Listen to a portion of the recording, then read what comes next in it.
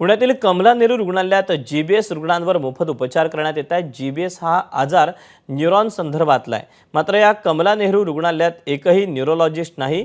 Visiting neurologist येऊन या ठिकाणी रुग्णांवर उपचार करतात। त्यामुळे महापालिकेने रुग्णांच्या जीवाचा खेळखंडोबा मांडलाय का असा प्रश्न उपस्थित होतोय।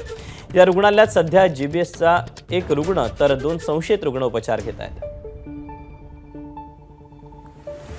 पुण्यात जीबीएसचे रुग्ण वाढतायत आणि या रुग्णांवर मोफत उपचार करण्यासाठी महापालिकेच्या कमला नेहरू रुग्णालयात रुग्णांना दाखल करावं, जेणेकरून या रुग्णांवर मोफत उपचार करण्यात येईल असं सांगण्यात आलं होतं।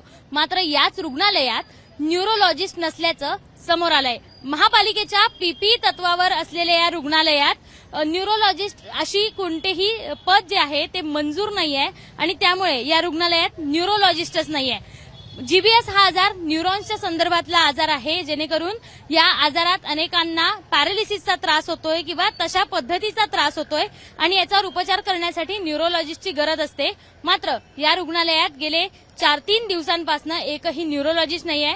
इथे जे काही उपचार होत आहेत ते उपचार बाहेरून या ठिकाणी आलेले डॉक्टर उपचार करतायत। महत्वाचं म्हणजे एबीपी माझा ज्यावेळी काही रुग्णांच्या पालकांसोबत बोललं त्यावेळी त्या पालकांनी सांगितलं की आम्हाला आमच्या रुग्णाला या ठिकाणी आणून भरती करायचं आहे आणि इथे त्यांचे उपचार करायचे आहे। मात्र इथे न्यूरोलॉजिस्ट नाहीये, त्यामुळे त्यांची धाकधूक वाढली आणि त्यांनी त्यांच्या रुग्णाला खासगी रुग्णालयात दाखल करत असल्याचं या सगळ्या पालकांनी सांगितलं।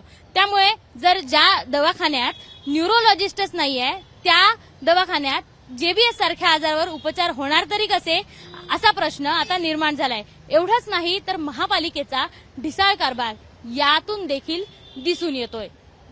कॅमेरामॅन विजय राऊत सह शिवानी पांढरे, एबीपी माझा, पुणे। एबीपी माझा, उघडा डोळे बघा नीट।